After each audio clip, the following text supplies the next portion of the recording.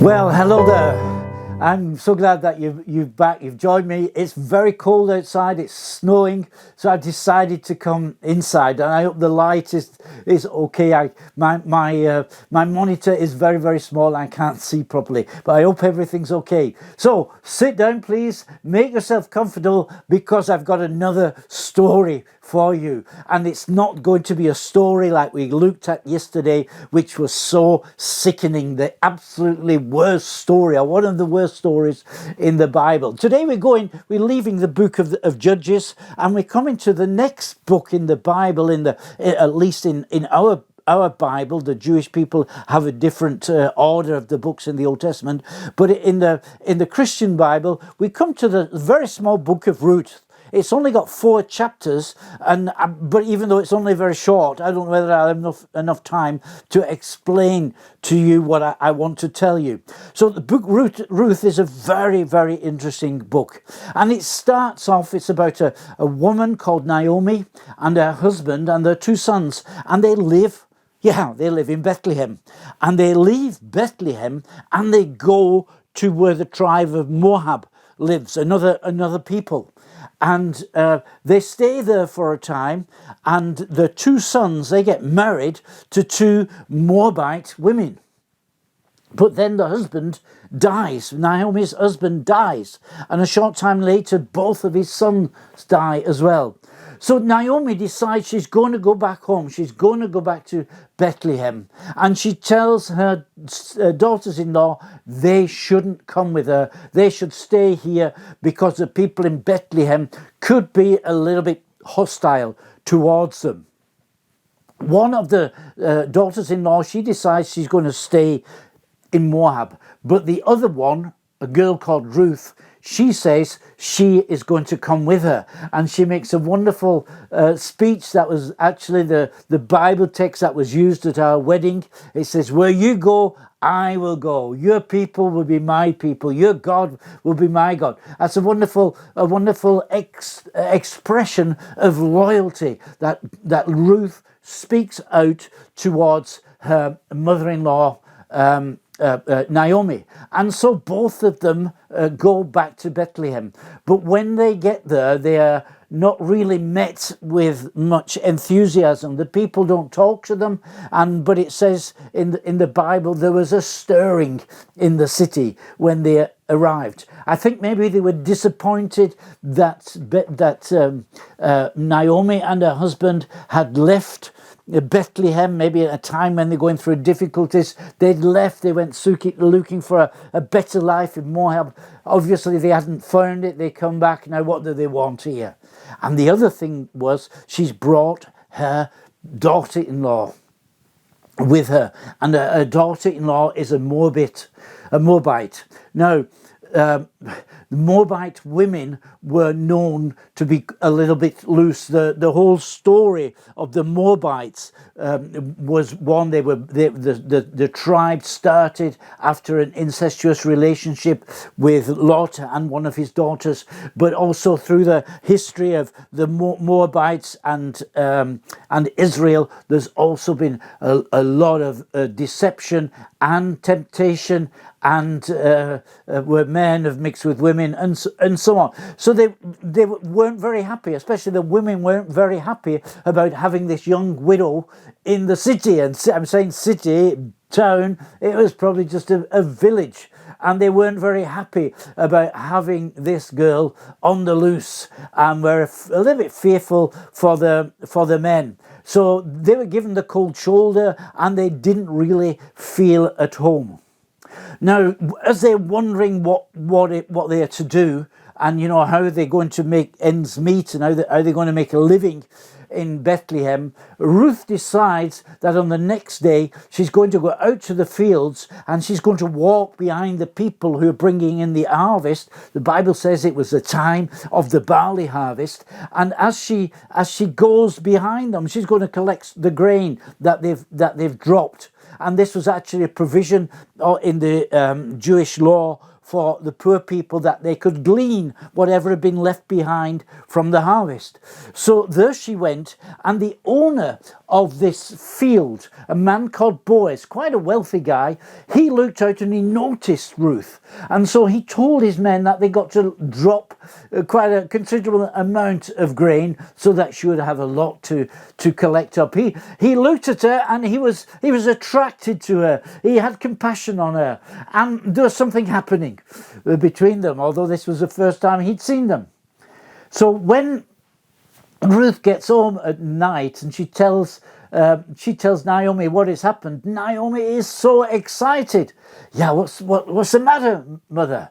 And so she tells her not only is Boaz very generous and giving a lot of the grain that has fallen, not only is he generous, but he is also a relative of theirs. And in the Jewish customs, there was a possibility that a relative should take over the responsibility of his dead relative. He was a relative of Naomi's wife, of Naomi's husband. The husband has died, so one of the near close relations should actually take on the responsibility. And not only would he look after them, but he would actually be supposed to marry the widow who'd been left behind. So this is very exciting. So Naomi encourages Ruth to go and see Boaz and explain this to him. So that's what she does. I think there's a bit of romance in the air when they arrived, and you could make a really good love story out of this. But she explains to him the situation, and then she tells him that he is a close relative, and she asks him if he will come and be the Redeemer. Oh, this is an interesting expression, a Redeemer. That is what Jesus is to us. He has redeemed us. He's bought us back. And so she's asking him, will you come and be our Redeemer? And so he's very excited and he agrees that he will do that. But this is also a formal act, and it must be witnessed by the elders in Bethlehem. So the next day there's a meeting of the elders. But what has happened in the night is that somebody else has been found who is an even closer relative. And this somebody else, his name is not mentioned because he turns out to be not quite a good guy. And in fact, his name is given to us in the Bible, in the Hebrew language, the Mr. So and so. He's not actually named, and his names are very important. We don't know his name. We know the name of Boaz. We know the name of Naomi. We know the name of Ruth. But this guy, he's not known, because when the meeting comes and the elders ask him if he is prepared to be the Redeemer for this family, he is very excited because he sees all the lands that belong to Naomi's family, and he'd get these fields and this property that will become his, and he's excited about that. But then when they ask him about the Moabite woman and if he is prepared to marry her, when he realizes that this is also part of the package, he disappears very quickly. He doesn't have any interest. He doesn't want to be together with a Moabite. But you see, Boaz has got to know her, and he knows that she is a faithful woman, that she is fiercely loyal, and he wants to go into this relationship. So in the end, he becomes the Redeemer, which is a picture of what Jesus does for us. And we could explain this a little bit in more detail if we had a little bit more time. But this is also in Bethlehem, and it's very unusual that the people in Bethlehem would not be hospitable to these foreigners. But they are not hospitable except for Boaz. But then when she's taken in to Boaz's family, she becomes an integral part of Bethlehem. Now, as the book of Ruth finishes, there's something appears there that we probably don't usually read. And this is a genealogy. It's a short genealogy about Boaz. And what we find out, that his grandmother, great-grandmother, or maybe it's his great-great-grandmother, I can't remember, but that's Rahab of Jericho. she's been brought in, she's been integrated as a heathen, as a pagan. She's been brought into the lineage of Bethlehem. And then now we got Boaz, and we find out that Boaz, together with Ruth, they have a child called Obed.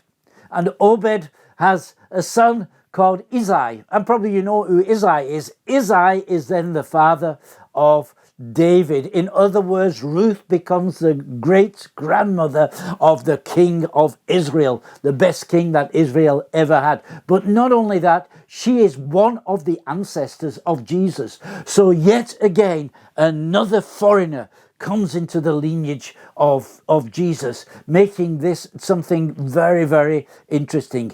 And the other interesting thing is, as you go through the book of Ruth, you have a difficult time finding anything that God said, finding anything where he stretched out his hand and did something dramatic. But he's working behind the scenes. He's bringing the threads together. He's joining people. He's opening doors. He's shutting doors. He's putting them together. And you know something? We are charismatic Christians, and we believe that God speaks through things like prophecy. We believe that he speaks in all kinds of ways. We believe in signs and wonders. We believe that God, he comes and he messes with our lives. But we also believe that God is there even when we don't see him. And God is there and guiding and opening and closing doors even when we don't see that immediately. And this is what was happening in the book of Ruth. And to be honest, we have experienced this many, many times in our lives. And we're just thankful that we made decisions because we had an inner witness. We couldn't prove to anybody else that God was speaking, but we just felt it was right. And it turned out also to be right. So there's a lot more things we could find in the book of Ruth, but we don't have the time today. But you know what? You could read it for yourself. It's only 4 chapters, and you could look at that, and you could ask the Holy Spirit to explain some of the things, and I'm sure you'll have a good time. Well, that's it for today. So don't forget to be with me tomorrow. I'll see you then. Bob, bye-bye.